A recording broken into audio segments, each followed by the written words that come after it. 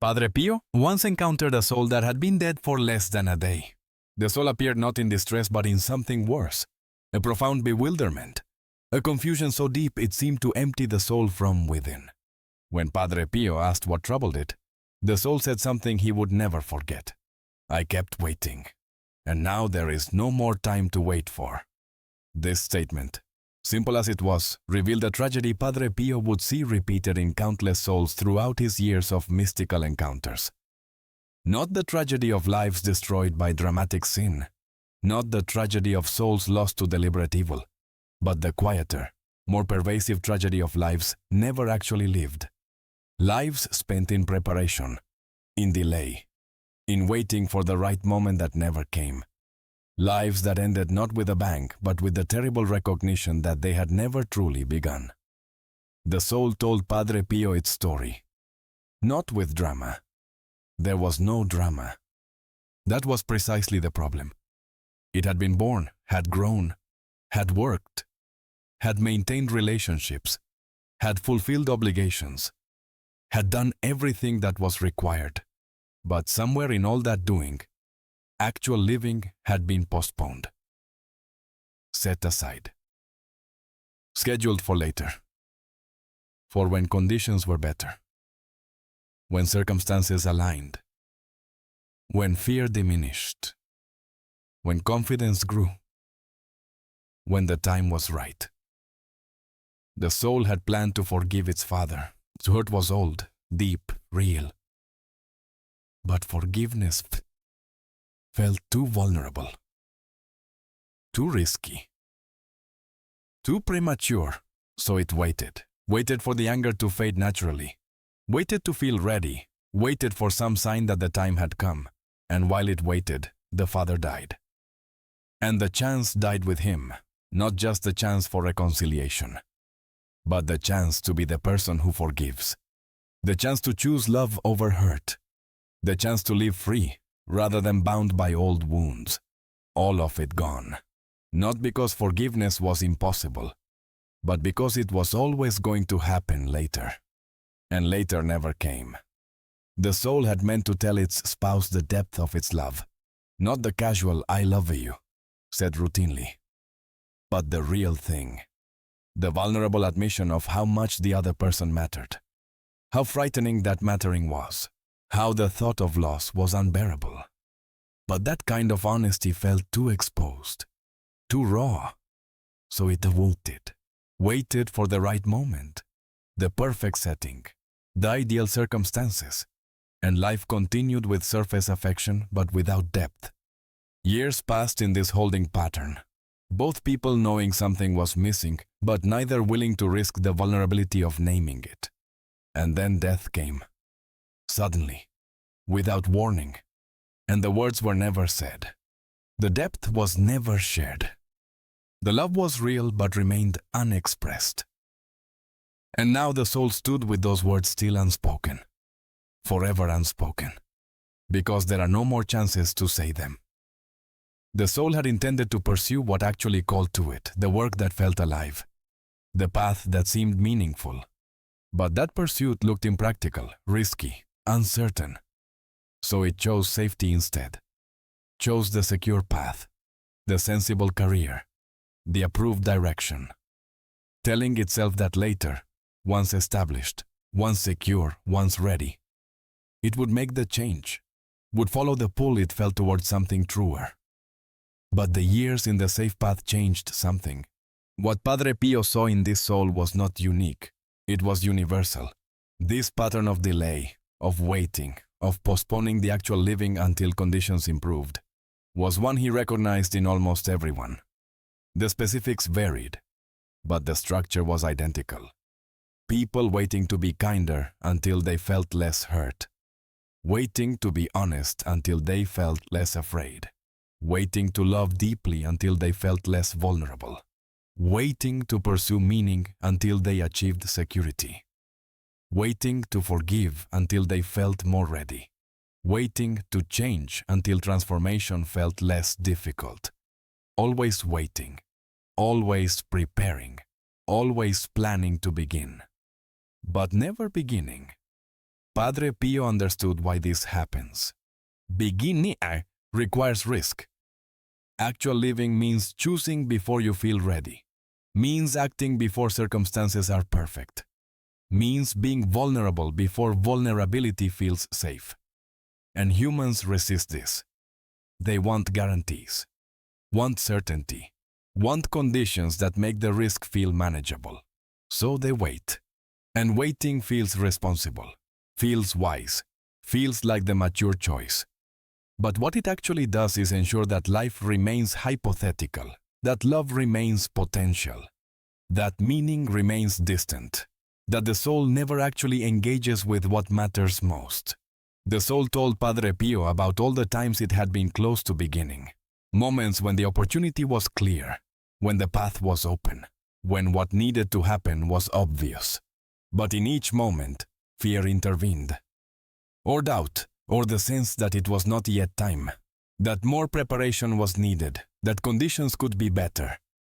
And so the moment passed, and another came, and passed, and another.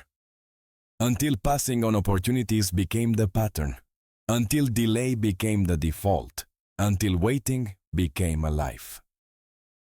What made this particularly tragic was that the soul had not been lazy, had not been avoiding all effort. It had worked hard, had been productive, had accomplished much in worldly terms. But all that accomplishment was in service of preparing to begin rather than actually beginning. Like spending a lifetime learning to swim but never entering the water, or studying music endlessly but never playing, or planning a journey in such detail that the planning replaces the traveling. The soul was always getting ready to start living. But getting ready became the substitute for living itself. Padre Pio asked the soul what it would do differently if given another chance. The answer came without hesitation. It would forgive immediately. Not wait for readiness, not wait for the hurt to diminish, not wait for perfect conditions. Just forgive. Choose it before it felt comfortable, because forgiveness is not something you wait to feel ready for. It is something you do in order to become ready. The act creates the readiness, not the other way around. It would speak its love plainly, not wait for ideal moments, not wait for courage to arrive, not wait until the words felt less terrifying. Just say them. Risk the vulnerability. Accept the exposure. Because love unexpressed is love withheld. And withholding love while waiting to feel brave enough to give it means dying with your heart still closed, still protected, still safe, but also still alone. It would follow what called it without waiting for certainty, would step toward meaning without demanding guarantees, would choose what felt true over what felt secure. Because security achieved by abandoning what matters is not security. It is imprisonment, a comfortable prison perhaps, but still a prison. And freedom, even uncertain freedom, is better than comfortable captivity. This is what the soul saw clearly now that time had ended. That waiting for perfect conditions is waiting for something that never comes. That readiness is not found but created through action. That the right time is always now, because now is all there ever is. That life does not begin when circumstances align. Life is happening now. And choosing to wait for better conditions means choosing not to live the life that is actually available. Padre Pio knew that most people hearing this would nod in recognition and then continue waiting. Because intellectual understanding does not overcome the fear that makes waiting feel necessary. People know they should forgive, but wait anyway. Know they should be honest, but delay anyway. Know they should change, but postpone anyway. What the soul wanted Padre Pio to tell people was simple. That later is a lie. Later never comes. There is only now. And whatever you are waiting for better conditions to do, those conditions will never be perfect enough. You will never feel ready enough. The fear will never fully go away. The circumstances will never align completely. And if you wait for all of that, you will wait forever. And forever ends. And when it ends, you will stand where this soul stood, looking back at a lifetime of preparation, of delay, of waiting to begin. And the grief of that recognition is worse than any suffering encountered by actually living. Padre Pio asked the soul about regret, whether looking back now, it regretted the risks not taken more than any failure would have caused. The soul was emphatic. Yes, absolutely yes. It would rather have tried and failed than never tried. Would rather have loved and lost than never loved deeply. Would rather have pursued meaning and struggled than avoided struggle by abandoning meaning. Because failure leaves you changed. Experience leaves you formed. Even loss leaves you having had something real. But waiting leaves you with nothing. Not even the dignity of having tried. Just the empty recognition that you spent your life as a spectator, watching, planning, preparing, but never entering the arena where life actually happens. This is what Padre Pio wanted people to understand.